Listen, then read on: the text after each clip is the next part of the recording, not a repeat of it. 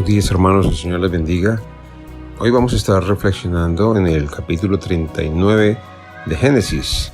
Léanlo en sus casas para recordar esta historia tan especial de la vida de José.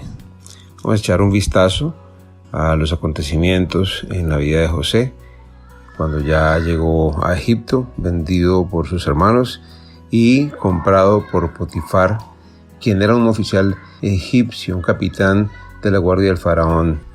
Pero antes de entrar en materia, vamos a orar. Amado Señor, te pedimos que nos guíes con tu Espíritu Santo para ver en este episodio de la vida de José, en este capítulo 39, enseñanzas que tú puedes traer a nuestras vidas para animarnos, para guiarnos, para desafiarnos también. Que podamos ser como José en la dependencia de ti y en la evidencia de nuestra vida, Señor, de una relación contigo. En el nombre de Jesús. Amén. En el capítulo 37 estuvimos viendo los sueños que tenía José. Ahora podemos saber que era Dios quien le estaba mostrando estos sueños a José. El primero era el de las gavillas. La gavilla de él se quedaba erguida mientras las otras se inclinaban alrededor hacia la gavilla de él. Sus hermanos lo menospreciaban, además porque el papá le había hecho una túnica de colores, porque era su preferido. Entonces tenía el odio ya ganado de sus hermanos. En el segundo sueño está él hablando del sol, la luna y 11 estrellas que se inclinaban ante él. Entonces, pues peor, los hermanos se enojaron, el papá lo reprendió por estos sueños. ¿Y acaso pretendes que tu mamá y yo nos postremos delante de ti? Pero eso era lo que Dios le estaba mostrando, él simplemente estaba comentándolo. Cuando Dios nos muestra el propósito que tiene con nuestras vidas, en este caso para José era un sueño prometedor, donde él le mostraba que él iba a estar en un lugar importante, que sobresalía sobre sus hermanos, incluso sobre sus padres. Y uno pensaría que el camino hacia el cumplimiento de ese propósito es un camino hacia arriba, un camino ascendente. Pero vamos a estar viendo en este capítulo que es todo lo contrario, es un camino descendente, un camino que va de mal en peor. Entonces, primero, sus hermanos lo querían matar. Rubén y Judá intervienen para que esto no sea así. Sin embargo, resultan vendiendo a José a unos madianitas que luego llegan a Egipto, lo venden como esclavo, lo compra Potifar porque Dios estaba guiando todo este asunto con la vida de José. Este capítulo podríamos dividir en 3 secciones. Esta introductoria de José en Egipto y en la casa de Potifar, luego la situación con la esposa de Potifar y por último que él es encarcelado. Una vez José en la casa de Potifar empieza a destacarse en todo lo que hace, todo lo que Potifar le ponía a hacer, las responsabilidades que ponía a su cargo prosperaban, pero el versículo 2 nos dice por qué, cuál era la razón de este prosperar. El Señor estaba con José, por eso tenía éxito en todo mientras servía en la casa de su amo egipcio.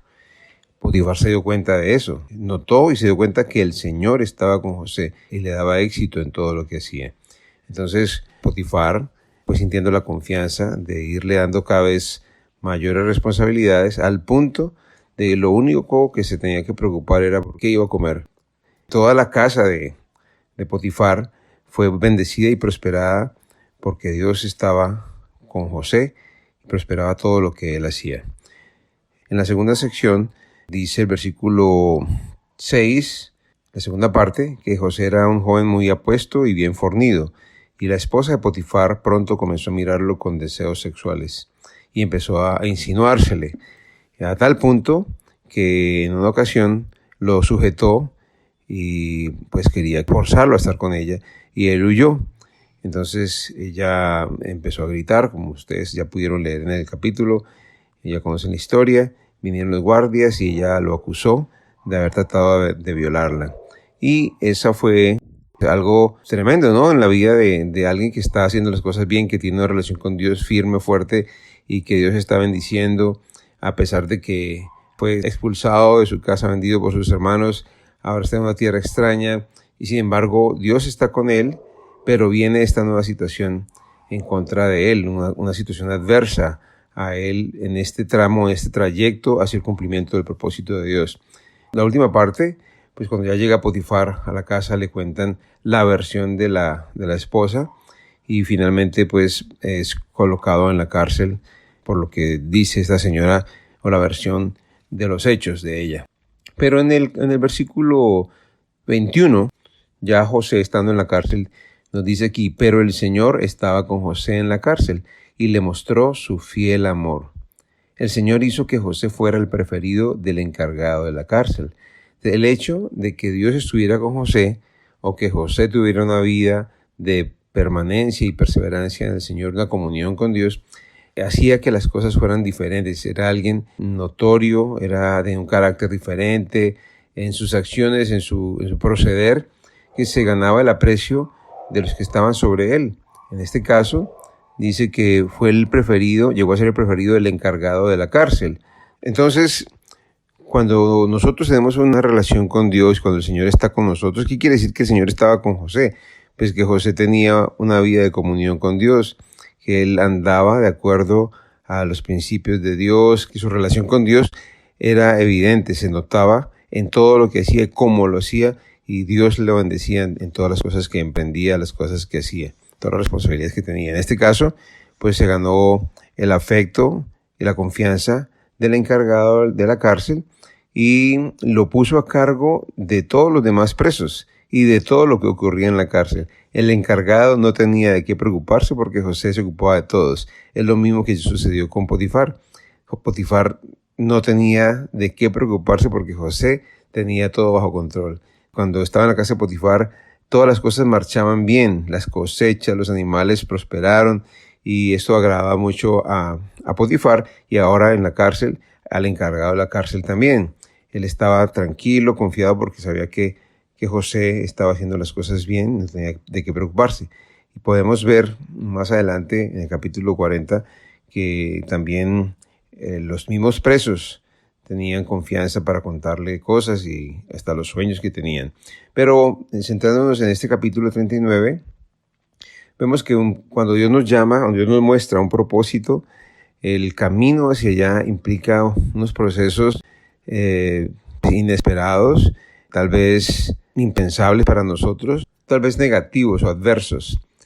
Pero no vemos a un José que se está lamentando, no vemos a un José que está amargado, vemos a un José que sigue teniendo una relación viva, real con Dios y que Dios está allí interactuando. En la cárcel me gusta mucho como dice que Dios le mostró su fiel amor. Muchas veces nosotros estamos en situaciones difíciles y nos lamentamos, pero debemos recordar que el fiel amor del Señor está con nosotros y que no debemos desanimarnos, sino afirmarnos en eso y dar fruto con nuestras acciones, con nuestra actitud, con las cosas que hacemos, de que el Señor está con nosotros y estamos abriéndole la oportunidad a Dios de bendecir y prosperar lo que hacemos y manifestarse en nuestra vida, incluso de manera que sea notoria para los que nos rodean. Este capítulo termina con una frase que nos recuerda lo mismo, ¿no? Que el Señor estaba con él y lo prosperaba en todo lo que hacía. A medida que vamos estudiando los demás capítulos, vamos a ver de qué manera Dios lo va llevando al cumplimiento de esos sueños que le dio cuando era un muchacho, un jovencito, y por el cual sus hermanos le tenían tanta envidia y tanto odio, tuvieron la intención de matarlo, luego lo vendieron, pero Dios estaba obrando en todas estas situaciones. Cuando amamos a Dios, todo lo que viene a nuestra vida, incluso lo malo, Dios lo vuelve, lo transforma, lo voltea para nuestro bien. En todo este proceso, José estaba siendo probado, su carácter estaba siendo fortalecido, formado, preparado para algo más grande en lo que Dios lo habría de colocar. Así que esa es la reflexión en este día. Pidámosle al Señor que nos dé fortaleza, claridad, confianza cuando vengan las situaciones difíciles, mientras caminamos a ese propósito que Él tiene para nosotros. Dios ya tiene trazado un destino para nosotros, un propósito para nuestras vidas, pero debemos perseverar y no dejar que nuestro corazón desfallezca cuando lleguen los momentos de adversidad. Oremos. Señor, muchas gracias por tu palabra, gracias por la vida de José, por esa relación tan real, tan firme que él tenía contigo, que hacía que fuera evidente, Señor, por todo lo que hacía, por todo lo que era, llegaba a ganarse la confianza de las personas a las que servía, pero también tú le prosperabas porque tú bendices a tus hijos cuando te honran, cuando te aman, cuando están cerca de ti, Señor. Gracias porque lo elegiste para cumplir un propósito. Le diste un papel muy importante para preservar la vida de todas estas personas que más adelante estaremos estudiando en tu palabra. Gracias, Señor, porque nos animas con este ejemplo de José a perseverar en los momentos de angustia, de dolor o de situaciones difíciles, a tener contentamiento, estar tranquilos con la fe puesta en ti, Señor, mantener una relación contigo viva, firme, sólida, que nos ayude a dar un fruto que evidencie esa relación contigo. Ayúdanos a que así sea en todos los momentos de nuestras vidas. Pido por los hermanos que en este momento están pasando situaciones tan difíciles, Señor, tal vez injustas, como fue el hecho de ir a la cárcel José por algo que no cometió, pero tú estabas con él, Señor, que podamos recordar que tú estás siempre con nosotros y que nos muestras siempre tu fiel amor. Gracias en el nombre de Jesús. Amén.